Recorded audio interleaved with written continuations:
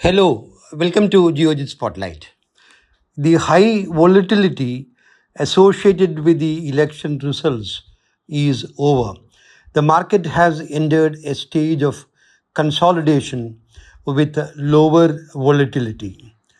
The hallmark of the new government, the hallmark of the new cabinet is its continuity. BJP has retained the key portfolios of defense, home, finance, and external affairs. The ministers also are the same. This is a clear message that there will be policy continuity. At the same time, since the government is dependent on coalition partners, it is unlikely to take up controversial issues.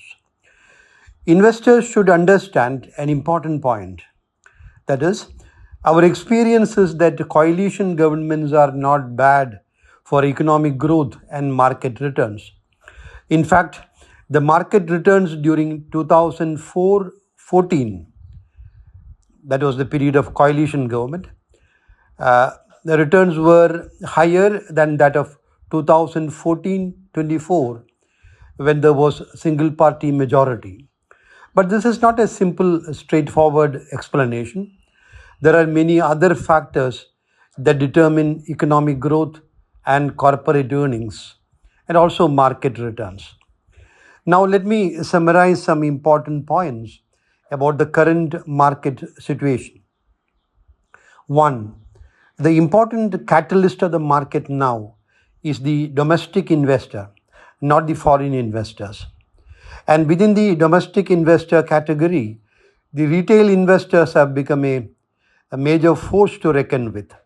On June 4th, when the market crashed by 5.9% and the FIIs sold heavily, retail investors bought massively to the tune of 21,179 crore. This buying power and optimism of retail investors is hugely significant from the market perspective. Two, India's valuations are high, particularly when compared to historical valuations. Nifty is now trading at above 20 times FI25 forward earnings. So about 21 multiple is high. India's valuations are similar to the valuations in US and Japan. But valuations are likely to remain high. This is important.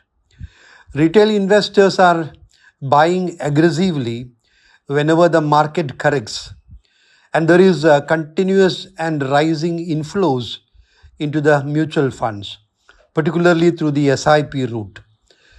This will keep the valuations high. But investors have to remember that at high valuations, risk also is high. Three, there is excessive speculation in the market. In many stocks, with a low floating stock, there is excessive speculation. Valuations have reached dangerous territory in many momentum stocks. This kind of momentum trading is risky and can lead to big losses. Four, investors should now give priority to growth stocks with fair valuations. Financials come on top of this list. In IT also, the valuation is comfortable, even though in the short run, growth prospects are a little bit low.